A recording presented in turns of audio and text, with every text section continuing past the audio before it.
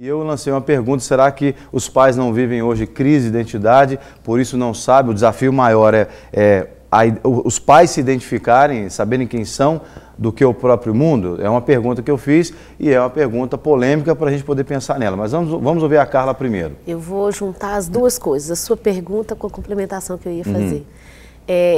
Eu observo sim uma crise de identidade. Hoje os pais têm dificuldade de saber o seu papel, quem são, como agir, não é? E também todas as mudanças que aconteceram no mundo. E diante disso, eles acabam fazendo essa transferência do seu papel de pai e de mãe para a escola, né? E a escola acaba tendo que lidar com todas essas questões. Eu ia acrescentar o seguinte, que o fato de você trabalhar fora, de você estar o dia inteiro no seu trabalho, isso não tira de você a responsabilidade e o dever de educar os seus filhos. Eu procuro, por exemplo, estar o tempo inteiro presente de alguma maneira. Você deixa bilhete, você procura mandar e-mail à medida que seu filho vai crescendo, você tem que se esforçar, porque a Bíblia diz que os filhos são galardão, então eles são prêmios.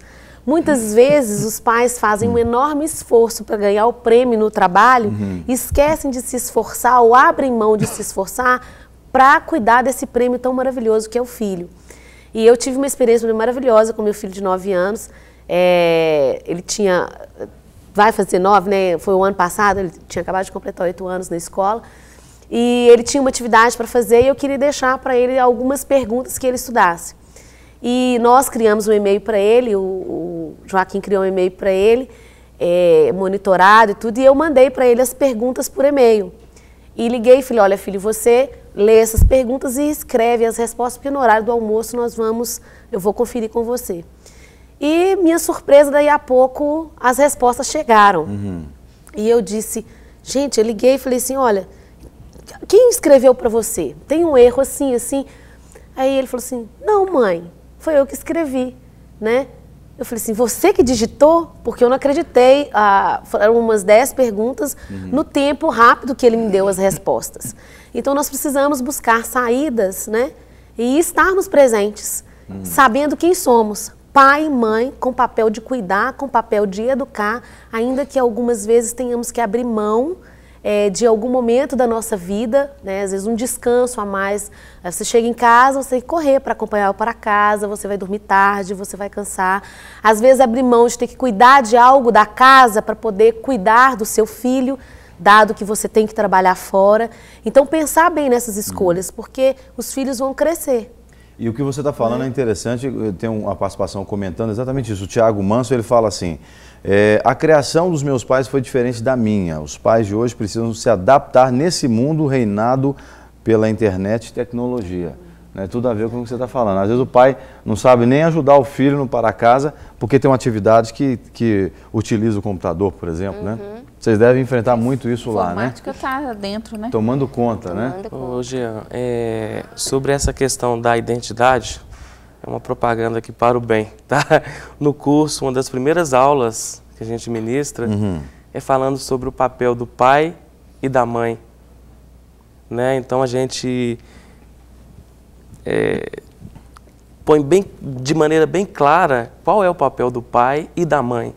Exatamente porque nós observamos, né, essa dificuldade hoje do pai, nessa atualidade. A gente fala assim, eu fui conhecer, eu tinha medo de encostar no computador até 25 anos, né? Mas hoje a gente não faz nada sem computador, né? Os meninos hoje, ela falou dele com 9 anos, né? Mas já faz tempo que ele tem acesso ao computador, né? A nossa pequenininha, a Estela, também já está ligada, né? O Orkut já ficou ultrapassado. Então, assim, hoje a gente precisa de acompanhar isso para poder orientar e monitorar, né? Mas exatamente isso, eu queria sugerir mesmo que as pessoas buscassem um curso assim que pudesse orientá-las nesse sentido. Eu particularmente penso, aí vocês podem concordar ou discordar, e eu queria ouvir a Laís também, porque aí ela vai poder falar se isso acontece lá com ela hoje, né? Ela está bem enfronhada no século XXI, né? Está sendo criada no século XXI. eu não fui preparado para ser pai. Eu não fui ensinado para ser pai. Então, não porque o meu pai não quisesse, é porque não sabia que tinha que preparar o filho para ser pai.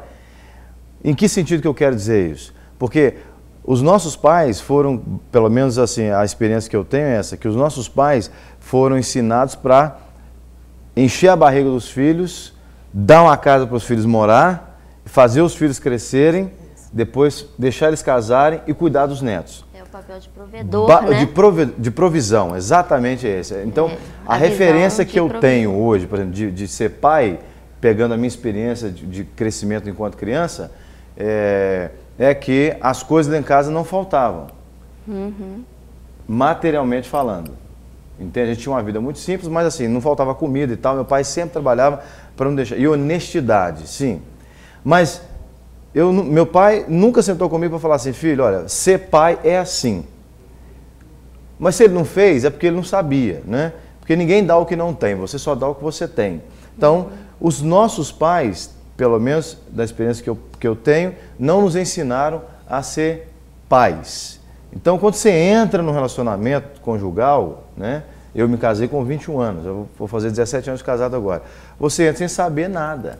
Eu queria perguntar, por exemplo, para a Laís, no século 21, né, os seus pais, a sua mãe, por exemplo, ela te ensina, não estamos querendo expor ninguém, é só saber porque a questão para a gente ver aonde é que a sociedade está errando, não é? Porque a família precisa identificar os erros. E às vezes nós estamos falando para pessoas aqui, por exemplo, que o pai nunca ensinou o homem a ser pai ou ser marido, a mãe nunca ensinou a mulher a ser esposa ou ser mãe, e aí hoje o casal luta com dificuldades para criar filhos.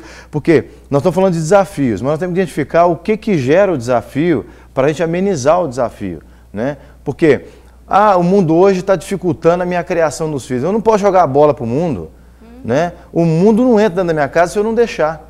O mundo só vai interferir na criação dos meus filhos se eu deixar. Se eu não deixar, não vai entrar. Ninguém entra na minha casa, sai abrindo a geladeira da minha casa se eu não permitir, não é verdade? Então, por que o mundo vai interferir? É muito fácil eu colocar desculpa no outro. Aliás, desde o Éden fazem isso, né? Terceirizam a culpa, desde o jardim do Éden. É muito fácil eu culpar o outro. Eu não soube criar meu filho porque o mundo não deixou, porque eu morava num lugar que as coisas eram difíceis. Eu fui criado na favela, no beco da favela. Eu saí com 21 anos quando eu casei, entende? O ambiente onde eu estava não foi o melhor ambiente para mim, mas não mudou a minha forma de visão, de crescer e etc e tal. Mas deixa eu ouvir a Laís falando ali então. Você está sendo preparada para ser mãe? Eu acho o seguinte, assim, hoje a nossa geração, assim, ela é uma geração que ela tem a mente mais aberta, né? Então, assim, são muitos assuntos que antigamente não eram tratados, hoje é falado normalmente. Então, a geração ela tem mais acesso a conhecimento, essas coisas sobre sexo, e sobre drogas, sobre outras coisas, né? E até pelo fato de ser mãe ou pai. Então, eu vejo o seguinte, pelo fato de hoje a nossa geração ter acesso a isso, a conteúdo, essas coisas, eu acho que a geração pode ser um pouco mais preparada para assumir um papel de mãe, de pai.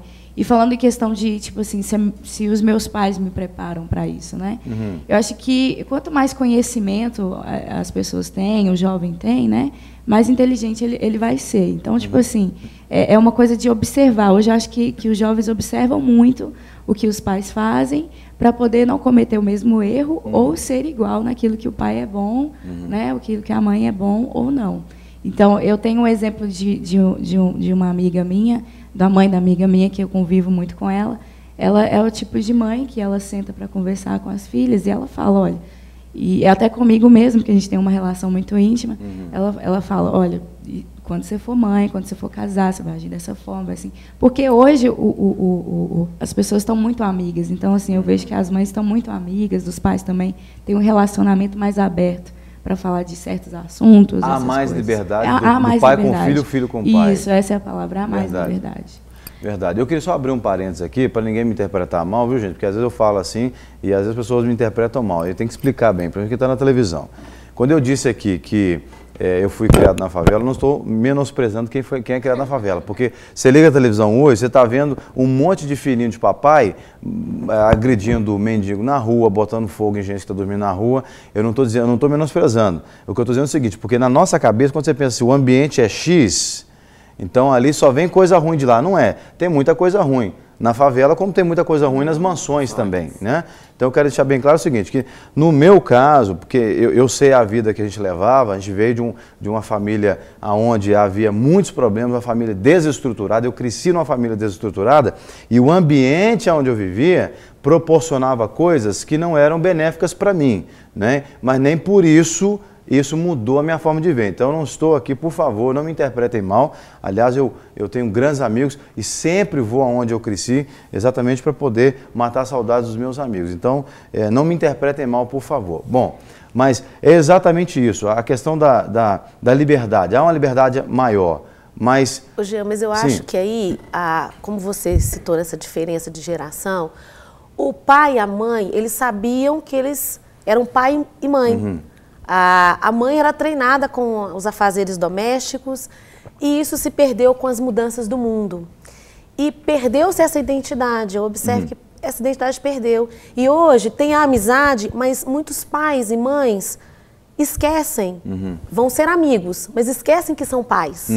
E aí vira só amiguinho e falta a orientação do limite, de mostrar até onde deve ir, porque os limites eles existem. E aí confunde essa relação e cria filhos perdidos. E aí, como você citou, e eu me sinto confortável para citar, né? Essa questão da estar em mansão ou vir de uma família mais humilde. Ser de uma família com um nível educacional mais baixo ou de um nível educacional mais alto, né? Eu tive a oportunidade de vir de uma origem humilde, simples, né? Também de vir de um aglomerado e me tornar uma doutora e conviver com pessoas com um nível educacional mais elevado, mas o que não pode ser perdido aí? Os princípios. Que é a família que dá. Que é a família que dá. Eu vou te pedir um minutinho só, porque a gente está com uma pessoa ao vivo aqui na linha, só para a gente saber, para a gente poder honrar o nosso telespectador, telespectadora. Alô? Alô? Alô? Quem fala? É Lucinéia. Lucinéia, tudo bem com você? Tudo bem. Você fala de Belo Horizonte? Isso. Muito bem. Você está acompanhando desde o início? Isso. E o que você gostaria de falar para contribuir com o nosso bate-papo? Eu gostaria de fazer, na verdade, eu queria fazer uma pergunta, porque eu sou membro de Lagoinha há quase 12 anos. Eu tenho um casal de filhos. Eu criei os meus filhos dentro da igreja, né? Meu filho foi para a igreja, ele tinha 3 anos de idade. E hoje ele está com 15 anos. Só que o meu esposo ainda não é convertido. E aí ele quis namorar, né? Tá namorando. Então eu tava querendo saber como lidar com esse... acho até que daria um outro tema, né? Como lidar com o namoro na adolescência, porque ele tá com 15 anos e eu não queria que ele namorasse, porque eu acho que ele teria que estar estudando, né? Ele ainda não trabalha e tudo. Eu tenho a minha filha que vai fazer 18 anos agora, em agosto. Ela nunca namorou, nunca teve nenhum tipo de relacionamento nenhum.